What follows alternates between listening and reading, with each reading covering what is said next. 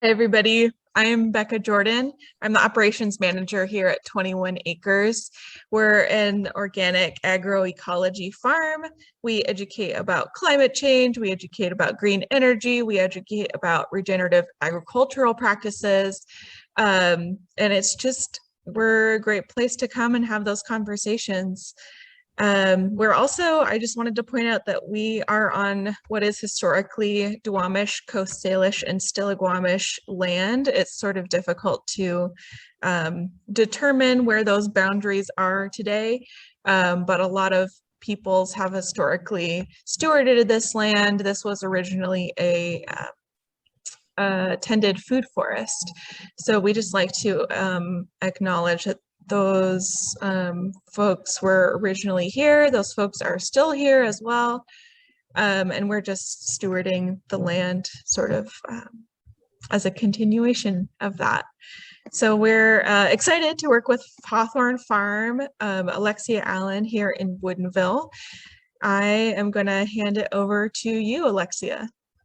Great. Well, thank you so much for the introduction, Becca, and thanks to 21 Acres for hosting these classes.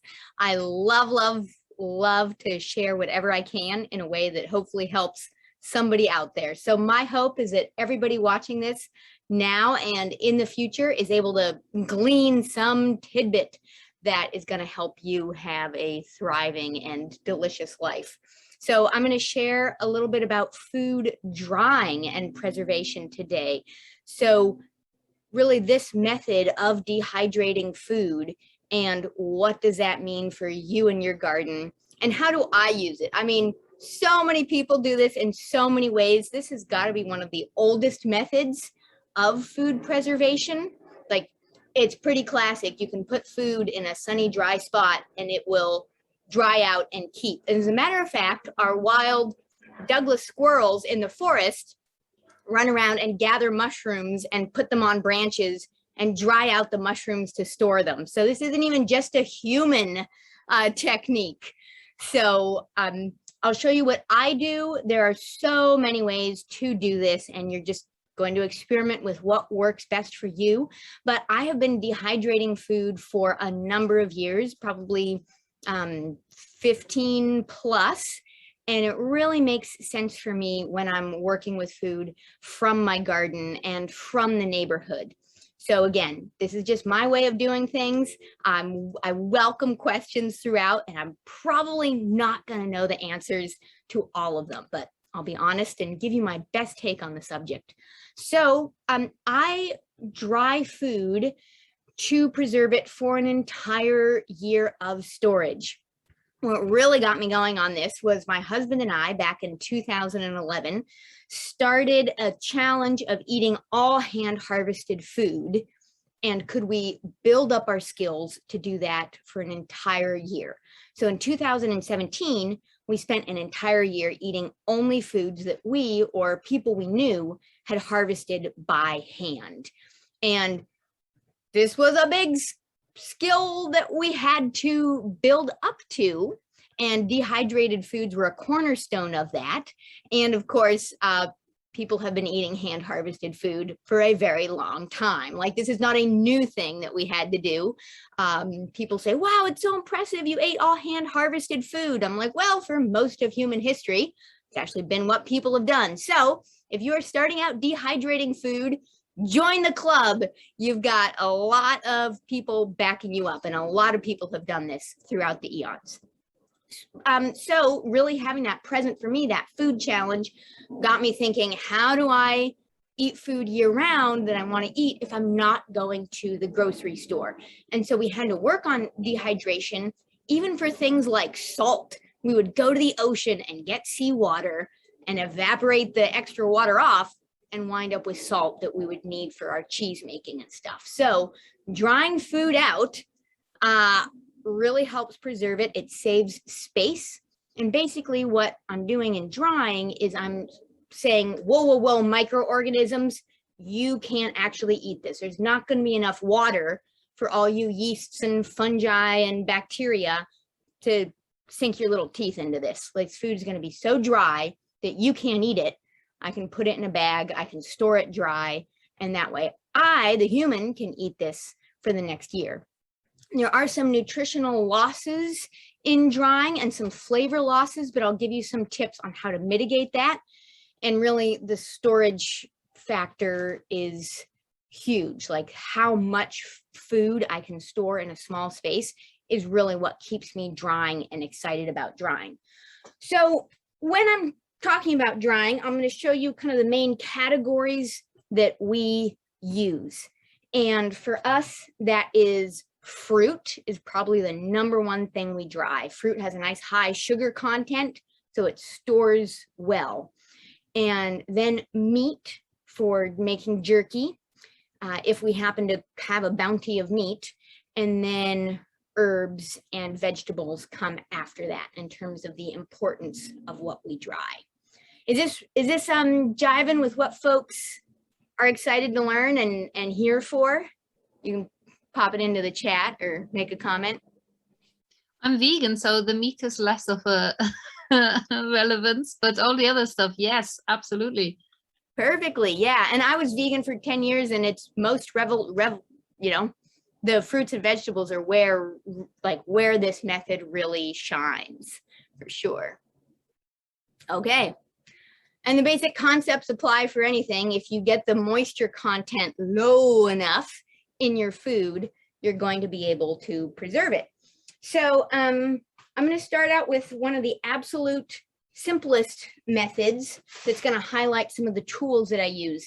I use an Excalibur dehydrator. It's that black box over there behind me. I've used a number of different kinds over the years.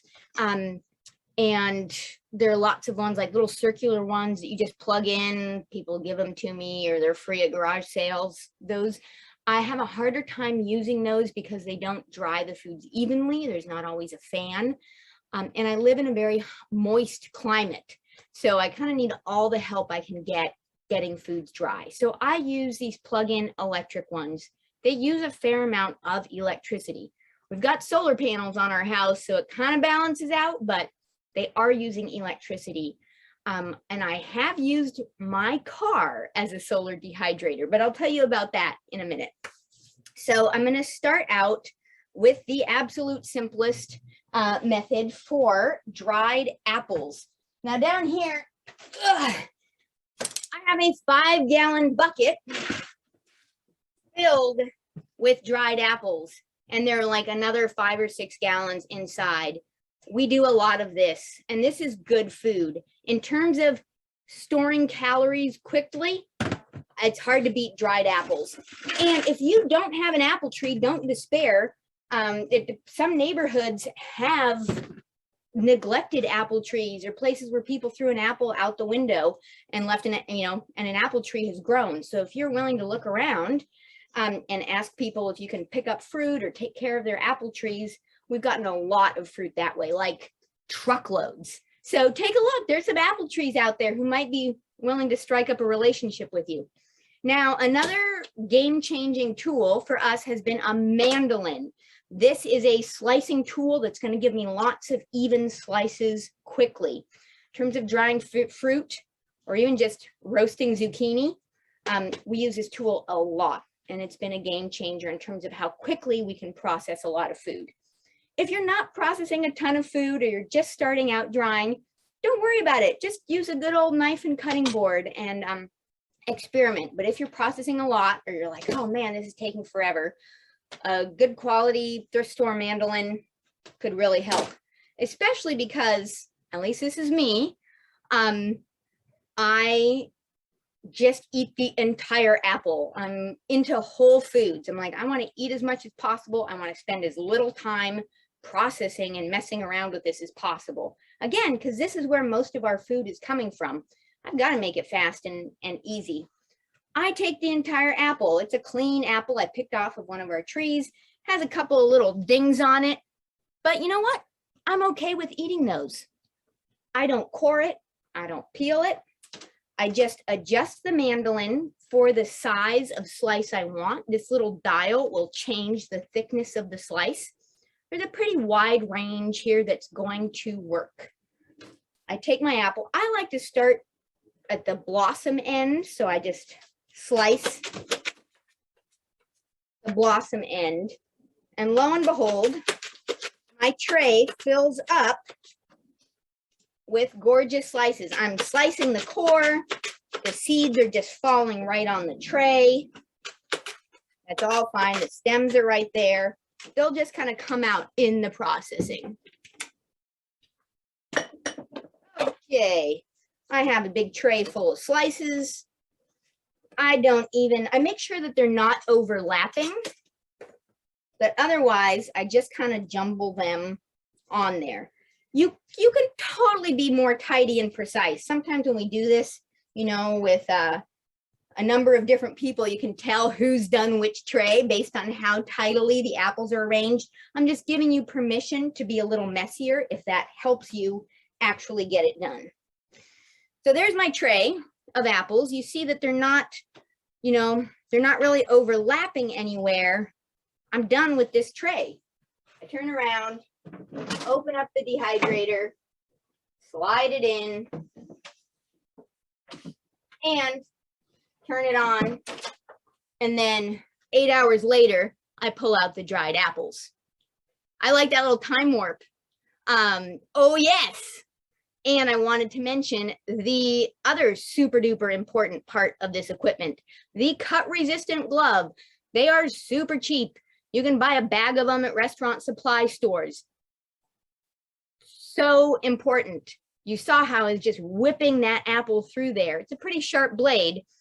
More than a few people have chopped themselves. I even know somebody who needed to go get stitches from chopping apples too quickly without a cut resistant glove. So get yourself a cut resistant glove and a mandolin and you're good to go. You're gonna fill a 5-gallon bucket full of apple slices in no time. So that's how simple apple processing can be. Now, if I didn't have a dehydrator, I could take this tray and I could go prop it in my car parked in the sun. I have definitely done that. One issue is if you are drying very juicy fruits, as those fruits cook in the sun, you're going to get drips coming out of the bottom of your tray. I once put grapes.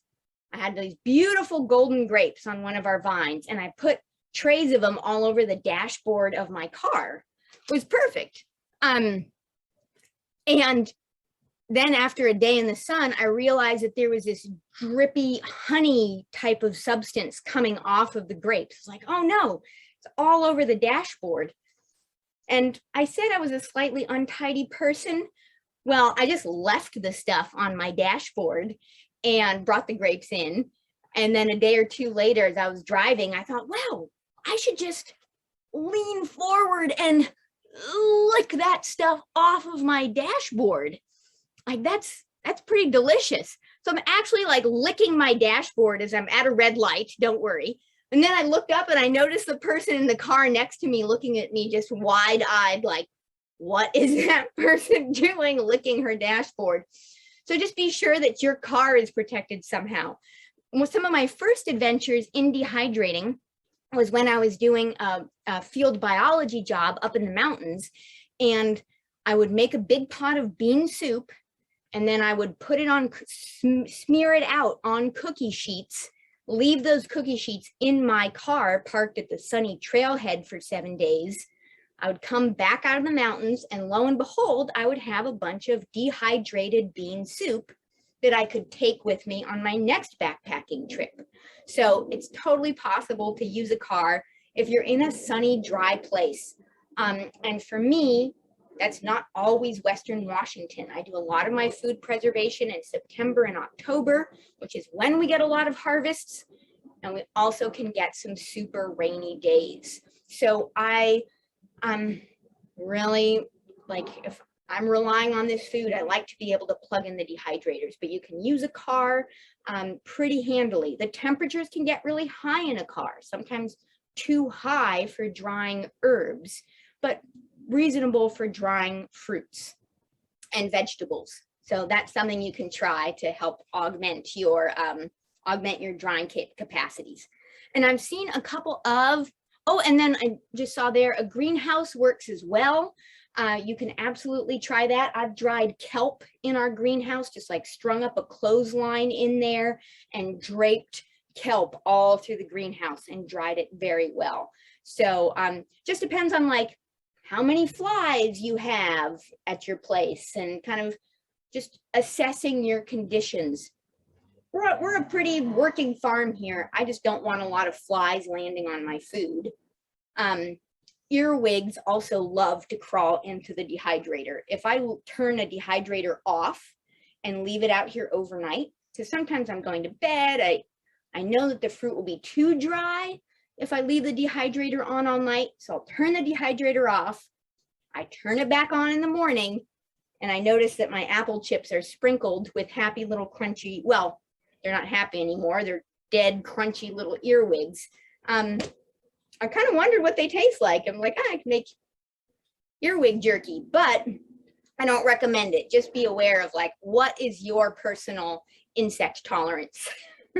Okay, there's been other questions rolling through. What are those? Yes, I saw asking about if we could dry in an oven or in a microwave, and how would that work? Great.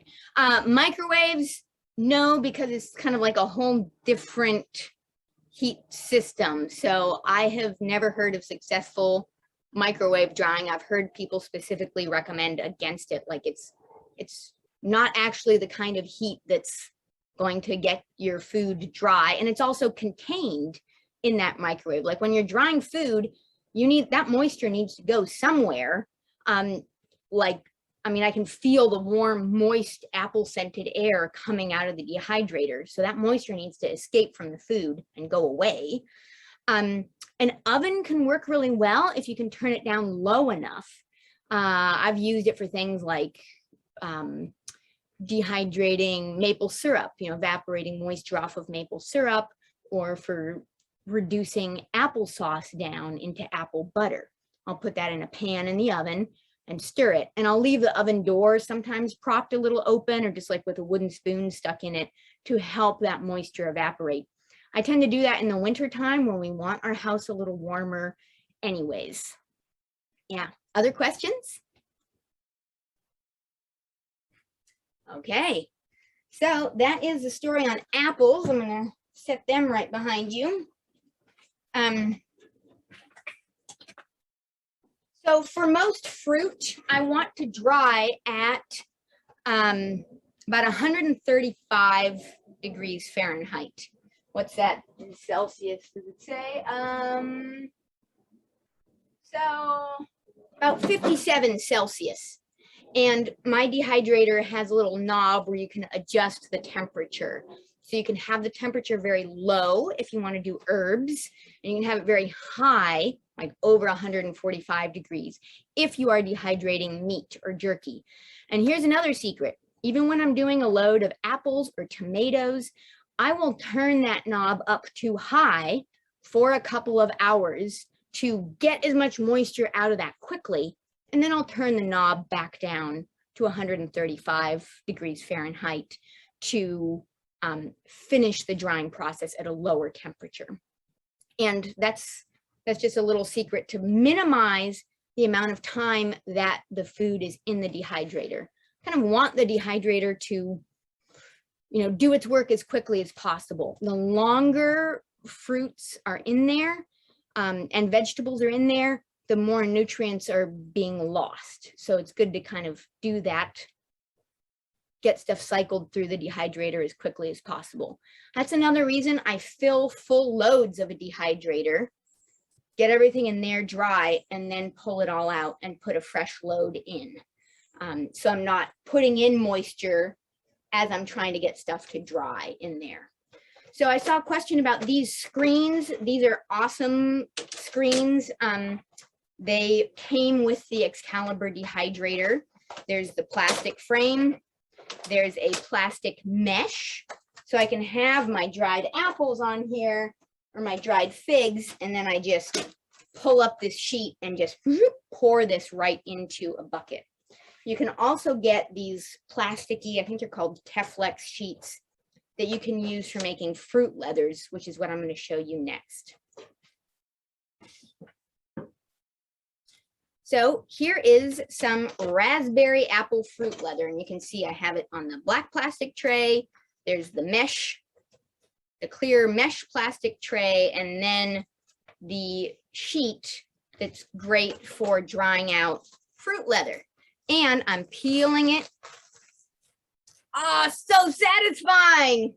Oh my gosh, I'm peeling it off of the sheet, and you can see the little specks of raspberry seeds in there. This is just raspberry mixed with applesauce, and it is nice and leathery. There's no sugar, there's nothing else added. It is raspberries and applesauce. The thing that makes fruit leather is the pectin in fruit, and certain fruits are higher in pectin than others. Apple is very high in pectin, so you can combine apple with other fruits and get a really nice, like leathery, you know, terrible, snackable substance. And we eat a lot of this. This is a great trail snack. You can dry fruits and fruit leathers without the apple. You're just going to get something a little more like this. So right here, I have blueberries, and it is just 100% blueberries blended in the dehydrator and then poured onto these sheets. And it's not as leathery. You can hear it kind of crack and crumble. So it's still delicious and snackable, but this I use a little bit more to like throw into baked goods or combine with some fresh apples in January to do a crisp kind of thing. So this is just plain old blueberries. It's still good. It's just crispy, not leathery. You can do the same thing with tomatoes. You can do tomato fruit leather and then just throw a handful of that, you know, into your soup or your stew or your pasta. Wow, it's so good. It's just like the taste of summer, and it's just sweet and tangy. I never add sugars or anything else to my dried foods. I'm like, there's plenty in there. I'm able to pick and dry at the peak of ripeness, and that's great. Drying is a very tactile art. Who the heck is that? This is a fig that is dried, and when I'm assessing dryness on a tray, I need to use my sense of touch and just feel how dry is dry enough. So here's a tray of some figs, and I just feel each one, and okay, it feels leathery, but I don't feel any pockets of moisture. All right, these are ready to go into the bag with all the rest of my figs.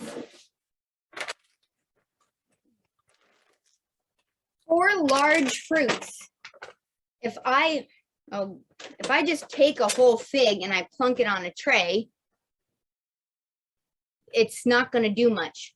Fruit skins are really good at holding moisture in.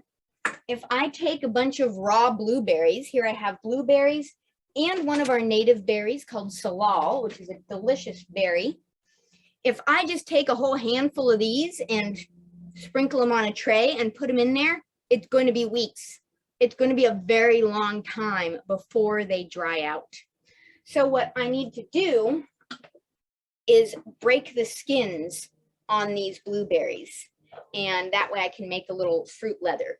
Basically, if you enjoy making smoothies, you can just dry your smoothie. It's kind of one way to think of it in terms of making fruit leather. The more sugar and the more pectin in your concoction, the more leathery your fruit is going to be. So in this blender, I have applesauce made from apples from our trees, from our Gravenstein apples.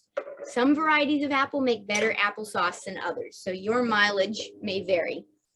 And then if I add in our homegrown blueberries, I'm going to show you the magic of pectin right here. just like with the cut resistant glove, I just put on headphones when I use a blender or when I use a vacuum cleaner. This is my little like soapbox on hearing protection too. So here we go. 3, 2, 1.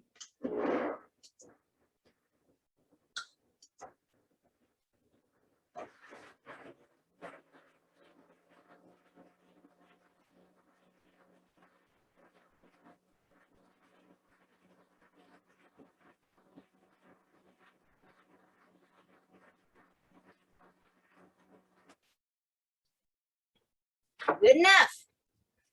The other thing I love about cooking at home, I have only myself to please. I'm like, if it's good enough for me, it's good enough for me. Alexia, while you're working on that, there was a question about just about how long to leave different fruits in the dehydrator. You said that with blueberries, whole blueberries, it could be weeks, and you probably don't want to be doing that. For example, with the figs, how long did you leave those in there? Those are going to be in there probably a day and a half. Yeah, for a lot of stuff, I kind of start with overnight, or, you know, I'll load a dehydrator during the day. If I get it going early, I'll check it in the evening before I go to bed and see if it needs to keep going overnight. And then usually by the next morning, around here, most fruits are done. A lot of it depends on the ambient moisture in your air. So if you're dehydrating foods in Arizona, it's going to happen a heck of a lot faster than if you're doing it in Western Washington, you know, or in a rainforest. So your mileage may vary, but I would, you know, check stuff after about 8 hours for most of these fruits and veggies and see how they're doing. I'm going to talk about herbs in a minute, which are definitely more finicky.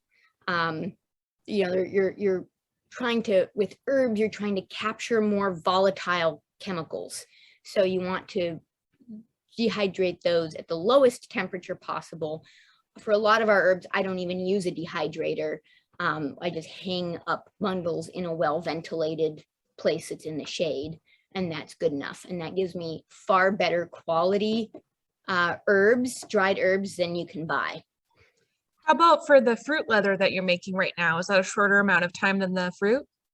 Yes, yeah, especially depending on how thin I spread it out. I'm kind of showing you the texture here because this is going to thin out pretty nicely. If I let this sit for another 3 minutes, it's going to turn into like a solid gel because of the pectin in the fruit, which is great. That's one of those awesome like prebiotic things. It's really great for us to eat. So I'm like, yes, bring on the pectin.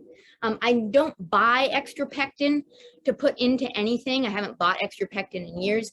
I just use apples or blueberries, or if I'm cooking something where I can put in an unripe apple, that is also great. Unripe apples have a lot of pectin in them. So to make fruit leather, I can just take my tray that has its sheet on it. Still got a little corner of apple raspberry sauce on here. No problem there. You know what to do with that.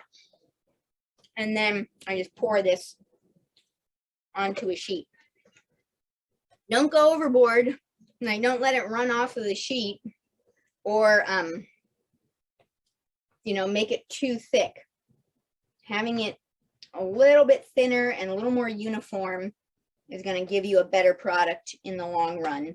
And make it so that everything dries at about the same rate. If I make it really thick in one spot and really thin in another, I have to dehydrate the whole thing until that thick spot is dry. So again, in the interest of uniformity, just making it pretty smooth. This is a great job for kids. You know, make your own snacks.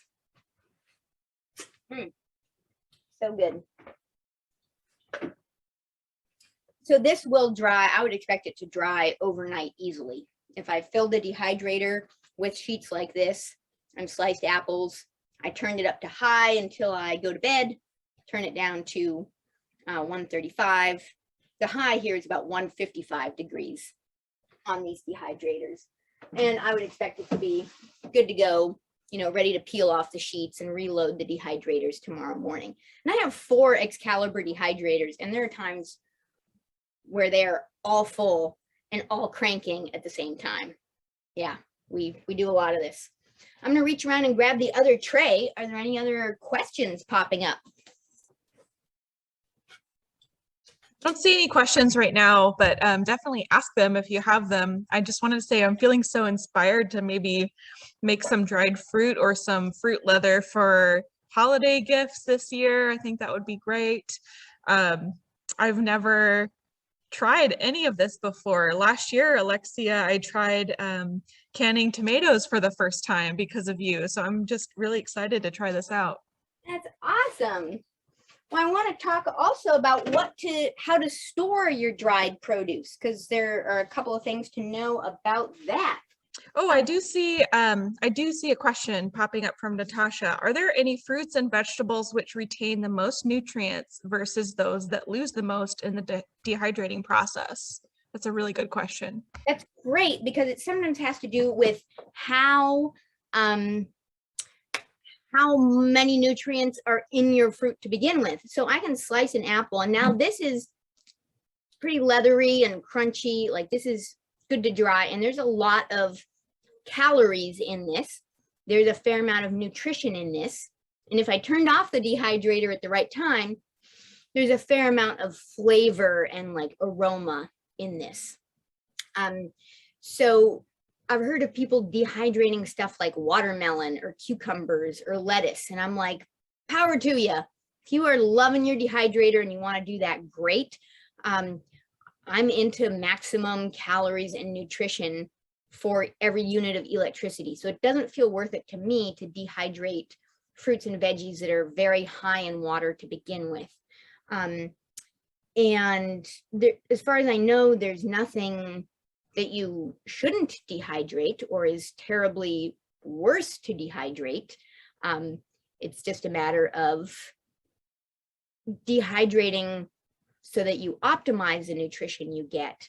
For some things like the blueberries, there's probably more concentrated nutrients and anthocyanins in the dehydrated fruit just because you've taken out all the water. And so for each mouthful, you're getting a lot of blueberry in there. So yeah, there's no bad answer. It's just a matter of like what tastes the best to you. Another question.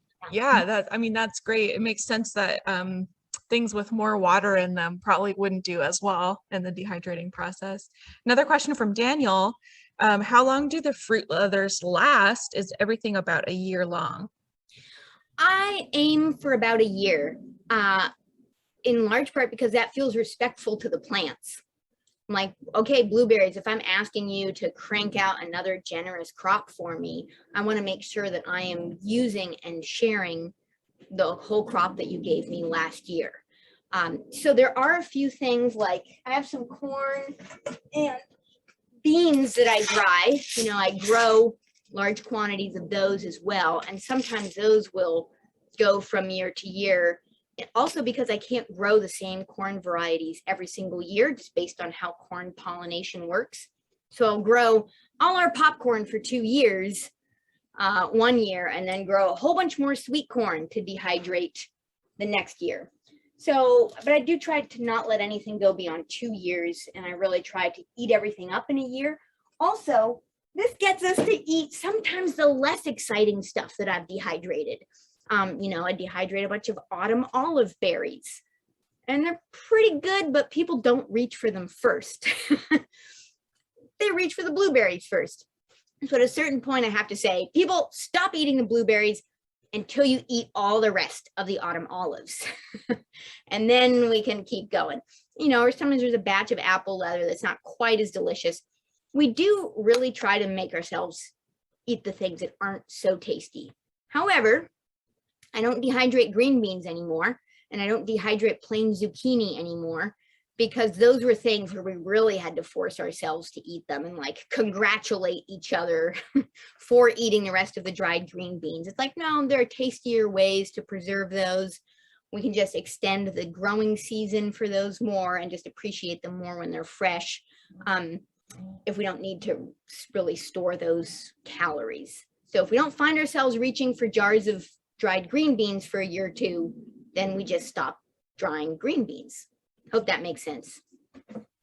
And in terms of storing, you want to store them in an airtight container to the best of your ability, especially around here. We have such high ambient moisture. Like, these chips will get soggy if I leave them out. And if I just left them out exposed to the air, I'm willing to bet that they would start getting moldy come January, February, which is when I want to eat them. So I like storing them in a hard-sided container. This is a leftover bucket that honey came in. Stuff like this works great, you know, something that seals. We have some like repurposed closable bags that we use. But they're not as great, and I'll tell you why. Because I wanted to dry these things out so that they're crunchy, and the little crunchy corners of the apples will poke little holes in this plastic bag, and then moisture gets in and it's just not quite as resilient. Another reason I like the hard-sided containers, wow, mice can totally easily chew through this. So again, true confessions, we have had mice come in and start nibbling their way into bags of apples, into, you know, bags of dried fruit. So just be aware of who else might be enjoying your food supply. Moths are another issue for some foods more than others. I've had a fair amount of moth issues with dried mushrooms. So just like plain bags of dried mushrooms often get mothy, especially after a year. So another thing that some people do, if you have the freezer space, is dry your food and then stash it in the freezer, especially if it's something that you didn't dry completely. Sometimes people like dehydrating mushrooms halfway and making little compressed, you know, ice cubes of frozen, partially dried mushrooms, and you pull them out and plop them in your soup. So there are creative things you can do with freezing as well. If we have jerky, we do like to freeze that whenever we have the freezer space, because fats go rancid easily. That's another blanket statement I can pretty much make, is that you want to dry low-fat foods. Fat just doesn't get a lot tastier when it's exposed to heat. Certainly doesn't get healthier for you when it's exposed to heat and left sitting around a long time. And I'm pretty sensitive to rancid fats. Like a lot of snack foods that I try, I'm like, wow, this is just rancid. Like, I just don't have any patience for eating rancid food anymore. So don't be dousing stuff with oil or fat, or drying a lot of fatty stuff if you're going to store it for a long time. One exception is zucchini chips, but we're not storing them for a long time. I'll slice up a zucchini. Where's my zucchini? Because we wind up with folks like this in the garden. So what am I going to do with this? Okay, how do I get the most zucchini into the most people fastest? I can zip it up on the mandolin, make a bunch of slices, drizzle them with olive oil and nutritional yeast and sea salt and other, you know, smoked paprika, tasty spices, and then dry those, and then people will eat them up within 5 minutes. I do a batch or two a year. Let's be honest, I don't like to clean the dehydrator trays every time I make a batch of zucchini chips, because then the dehydrator trays are all covered with spicy oil. So it's tasty a time or two, but I don't do it as like a great big calorie source. But that's the only time I am adding oil to something that I dehydrate. Kind of like tossing out lots of little tidbits here. I hope folks are getting what they need. Other questions popping up? Just see somebody appreciating the size of that zucchini. Happens to us all the time. Natasha's saying this. You turn around and they explode in size. That's so true. Yeah, this time of year. Fortunately, the other way that I like to store these is as goat milk.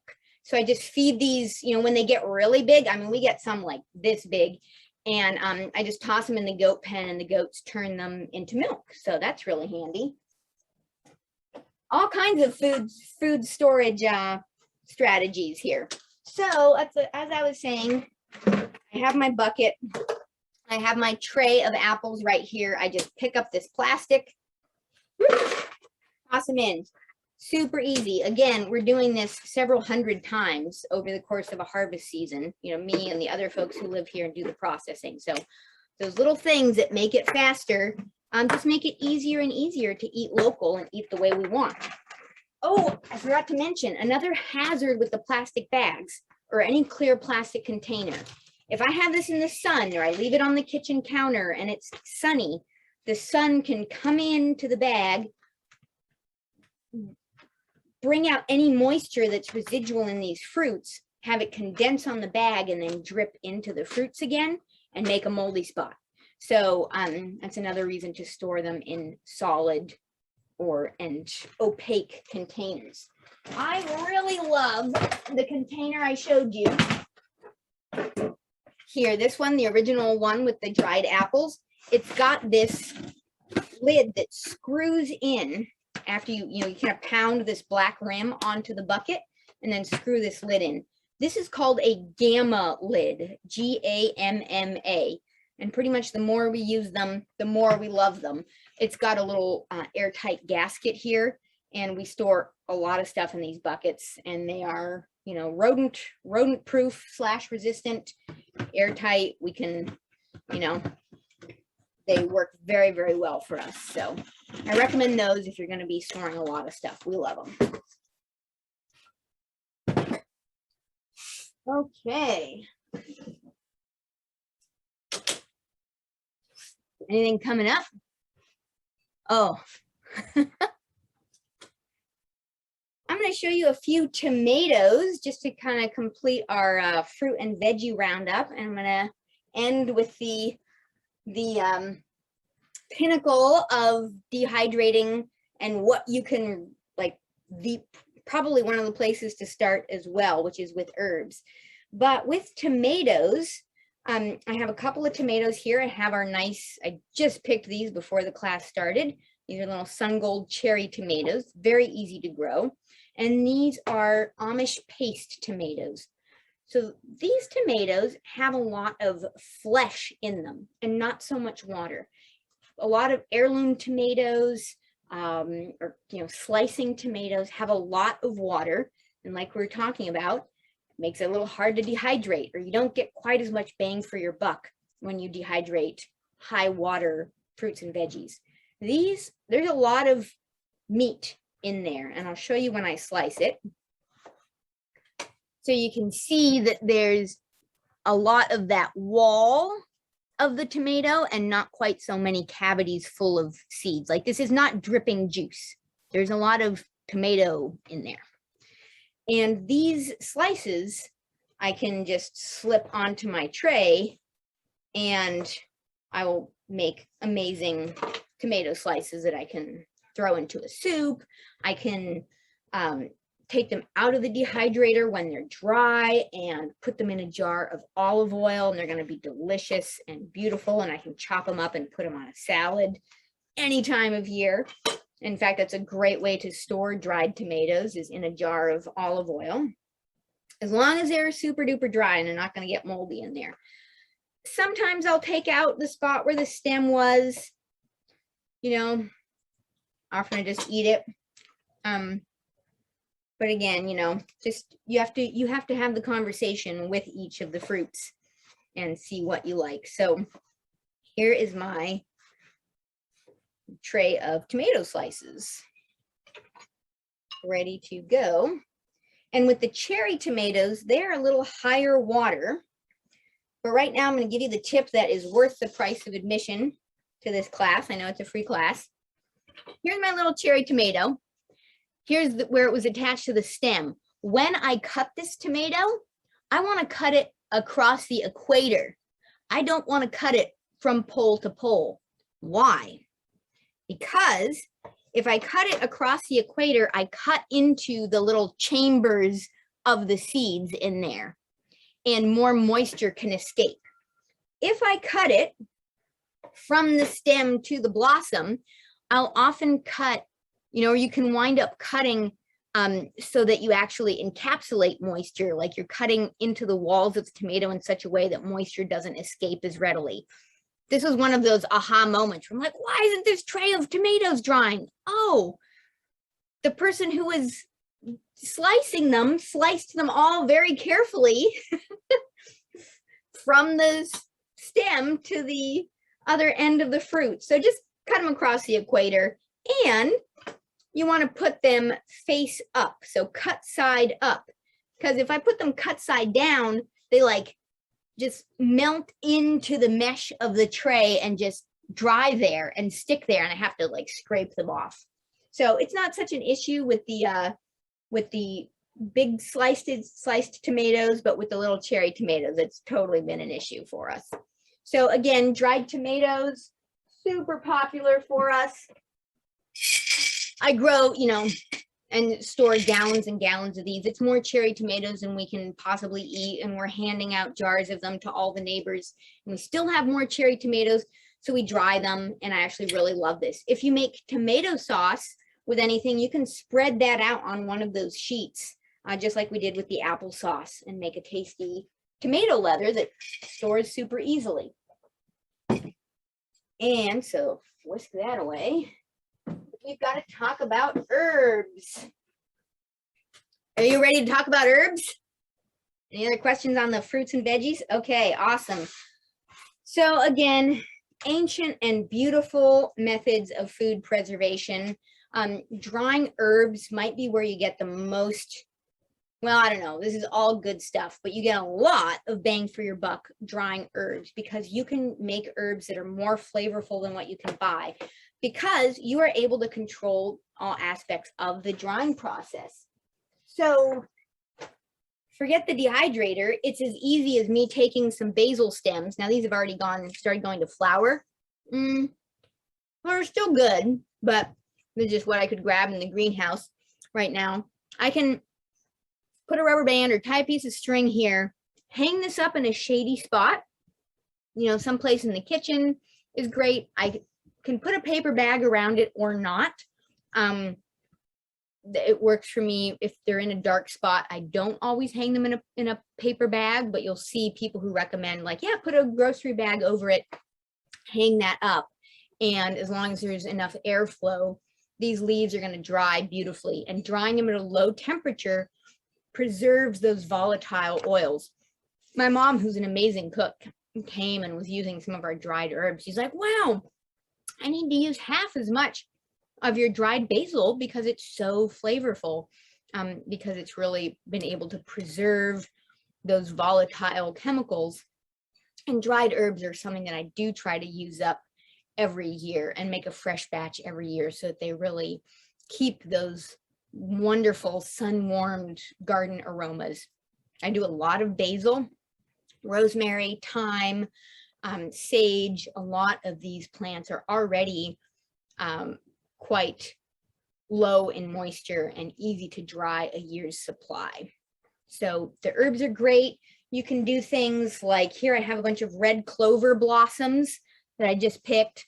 So these are just flowers. I just walked around. I know what red clover looks like, and we have a lot in our garden. I can just spread them out on a dehydrator tray.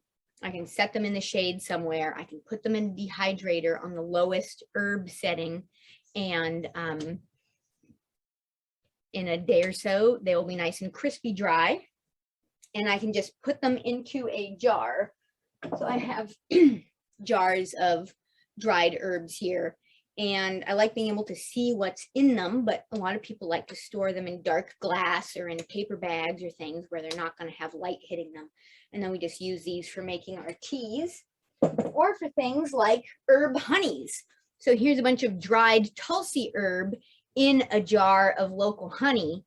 And this is just an amazing, like, delicious, put it on toast, put a spoonful on your oatmeal, to kind of get those flavors in the herb. Put a spoonful in your tea.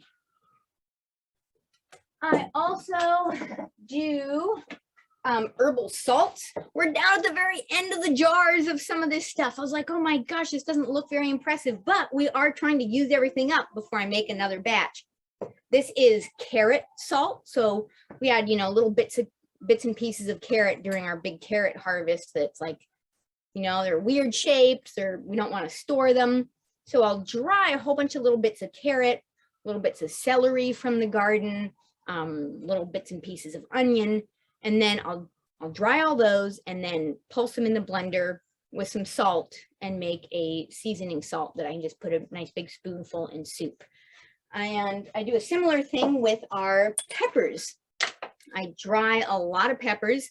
I really fuss over my dear little pepper plants to get this flavor, and I will dry whole pepper halves and then smoke them in a smoker to make my own smoked paprika. And I can make it as smoky as I want, and it is so good. For example, great big bag of mint, dehydrated, you know, either hanging up bundles of mint. And when I dry herbs, the leaves dry out a lot faster than the stem. So I'm a lazy / efficient person. I can dry these out until the leaves are dry. And even if the stem is moist, I can just strip the leaves off of the stem, either before or after drying. And you're kind of going to have to do the work sooner or later to get the leaves off the stem. You can experiment with your plant to see what's easiest. Here's a big old mint stem. It's scraggly, it's dried, but I can take a big bowl and I can just strip the leaves off of the stem, toss the stem into the compost, and then I have dried leaves. I try to process foods as little as possible until I need them. Every processing step removes some kind of nutrients. There's just extra handling that I have to do. So experiment with what works best for you in terms of when you strip leaves off of the stems. One of the big herbs that we do, and I don't have any examples because we have eaten them all up, is nettles. Does anybody have nettles growing near you? Oh my gosh, incredible food. We pick a lot of nettle tops in the spring. That's another place where those gloves come in handy. Pick stinging nettles, and then we either just dry them and as is and use them for tea. We eat a lot of them just in a whole bunch of different ways. And I also make nettle chips. So in the blender, I'll mix up a whole onion and some garlic cloves and a handful of cashew nuts, which we don't grow. And then rub that all over some lightly steamed nettles and dry those. And those are like just the most amazing spring tonic, delicious food. Yeah, people go nuts for the nettle chips. You can also make kale chips that way. If you find yourself with an abundance of kale or other leafy vegetables, I like to steam them just a touch, and then add the seasoning mixture to the leaves and then spread those leaves out on the sheet and dehydrate them.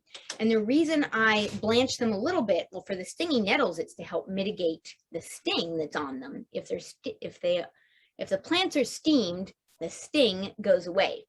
And then for other plants, a little bit of steaming will deactivate the enzymes that kind of will break the plant down. So you can experiment. I've also done it raw, you know, with just raw kale with the some kind of seasoning or oil mixed in and then spread out on the trays to make kale chips. Kind of like the zucchini chips. It's one of those things that's totally delicious and people eat it so fast that I'm like, wow, that was a lot of work to make something that people ate in about 5 minutes. Okay. But it's fun to try, and it sure gets kale and nettles into people, which is a good thing. Yeah. We are coming close to the end here too. The blanching reminded me, this is sweet corn. During the years that we grow a whole bunch of sweet corn, we will boil those ears of corn, cut the kernels off, and then dry trays of the sweet corn kernels. It's an amazing way to store that bounty. And this is so delicious, like ground up into cornmeal, or just throw a handful into a soup or a bean chili. This is another really tasty thing that we find ourselves eating a lot of. Like as much sweet corn as we make, we will eat. So yeah, really glad for the corn plants. This has been a bit of a whirlwind tour. So just to recap, you can slice apples, You can slice tomatoes. You can make fruit leathers. You can dry herbs. As long as you're getting those foods to a low enough moisture content that bacteria aren't gonna take a hold, you have a product that's gonna store for at least a year and be tasty. And even if you have to challenge yourself to find new ways to use it, this is an ancient and beautiful and energy efficient way to store food. It saves space, it saves time, and it's a beautiful way to capture the solar energy that's falling on us in the Northern Hemisphere right now. Like we have this great big storehouse of solar energy that's been ripening all these fruits all summer. And now we get to store that in, fill up our buckets, and enjoy the winter with this bounty. So I am so, so glad for all these beautiful plants sharing themselves with us, and so grateful that you've taken the time today to come learn and hopefully get inspired to try some of this out. Yeah, I can hand it over to you, Becca, too, or if there are any last questions, I'm happy to answer those. Yeah, I just wanted to say thank you so much, everybody, for joining us, and thank you, Alexia, so much. I've learned so much. I learned every time that I talk to you. I love that, and I am so hungry now. If anybody else has any other questions, please pop those up now. Otherwise, we will call it. Yeah, lots of appreciation in the chat right now. Thanks so much. Yeah. Sorry, I am eating a ripe fig and in front of, oh, and there's a question, what kind of dehydrator do you use? The brand I use is called Excalibur, and they have removable trays that are easy to wash, and they have little dials on them. They have a lot of different models. I just use the very basic one, and does everything I need. And I, as you can see, dehydrate a lot. So yeah. Excalibur, EXCALIBUR.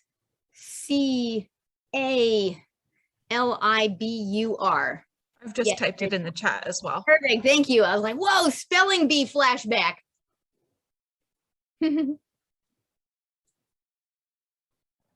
Well, thank you, everybody. We're going to say goodbye now. I hope you have a great rest of your afternoon, and I will send out an email after this sharing some more resources and a link to Alexia's farm. And then once the video is live, I will send a link out to that as well. If you have any questions, please feel free to email me as well, and I can shoot it over to Alexia. Great, yeah. Thanks, everybody. Thank you.